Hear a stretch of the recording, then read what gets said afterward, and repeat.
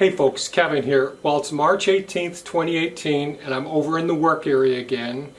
And 2 days ago I came over and I mixed up the soil mix that's going into all of the seed starting soil plates. These are 72 cell trays.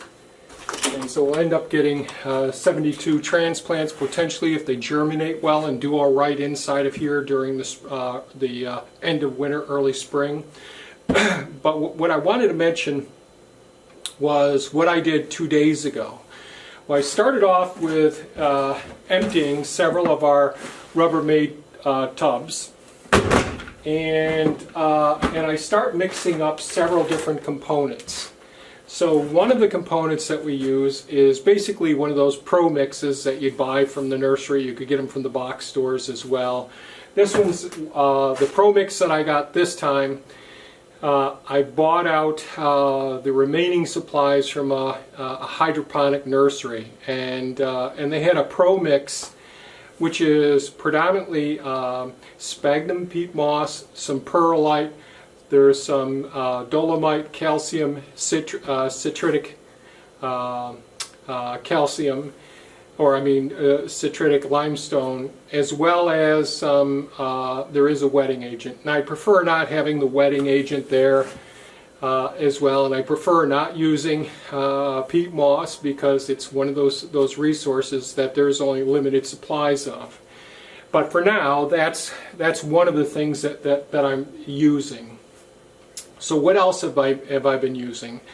In these tubs, these Rubbermaid tubs that I just mentioned, during the spring and summertime, I'll take the microgreens leftovers. Basically, it's the same sort of soilless mixture that's been used, and there's parts of the broccoli microgreens still in there, and I put them into the totes, and I let them break down over time. Now this isn't truly a soilless mixture. There's nothing, none of these soils are devoid of microorganisms, but it doesn't have it doesn't necessarily contain those microorganisms that would promote optimal growth of seedlings or the maturation of the vegetation that we want to consume.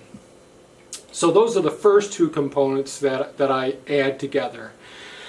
Another component that I use is, you've seen from our composting series, we do composting of different manures, hay, straws, weeds, a whole variety of things, and kitchen materials, the materials from the chicken and duck coop as well, some broken down wood chips. So all of that stuff gets composted together.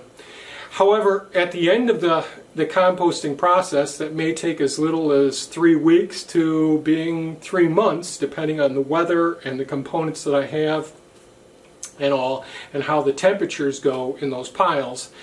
One of the things that I've got at the end is I have thoroughly composted soil, but it still needs to be screened if you wanted to use it as a fine compost. There's still large chunks, little stick fragments, little pieces of fibrous material and all, which I really like because it really helps with establishing the fungal growth that I want as well.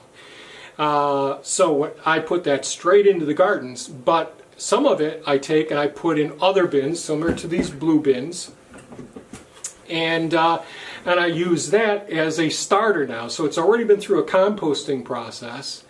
Then what I do is I take some of the vermicompost, which are in those small black square bins that you've seen before, and I take some vermicompost with the red wigglers and their various eggs and other stages. Take those, put those in with the finished compost from the regular composting, and I let that material work together. Then I take all 4 of those components, mix them together, and they end up going into this bin, into these bins. And because of the pro mix is still pretty dry, it's very dry, so that they can package it, and so those bales that are a couple of cubic feet don't break your back when you pick them up. If you've ever let your peat moss get wet, you know how heavy it can be. So we take that material, and once we've got them all mixed in here, I bring them over to the sink and I hose them off. I hose them off pretty darn thoroughly, and I mix the materials together.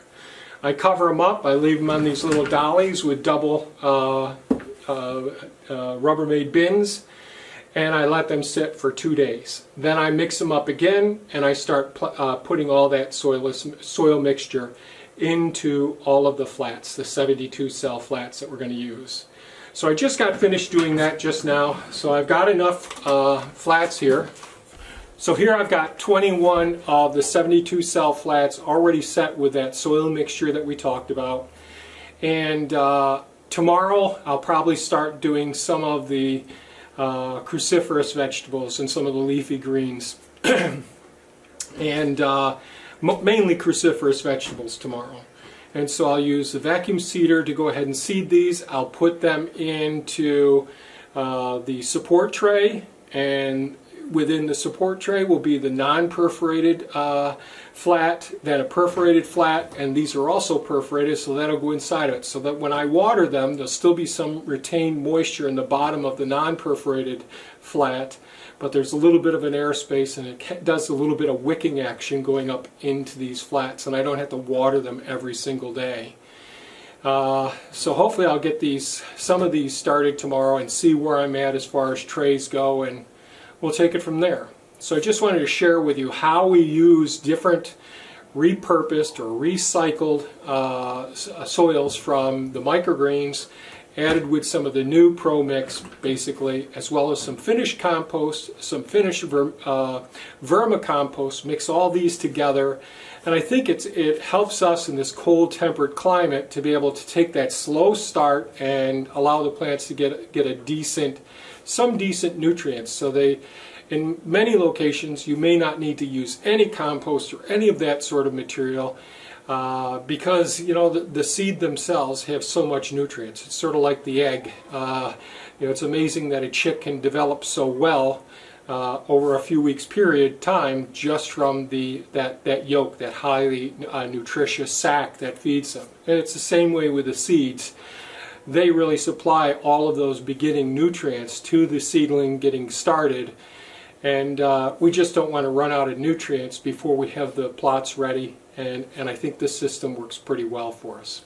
So I hope this information was somewhat informative. If you have any comments or questions, please leave them below. Share it with your friends. If you haven't subscribed, please subscribe, and please like if you thought this was of value. Thanks so much, folks, and have a great day. Bye-bye now.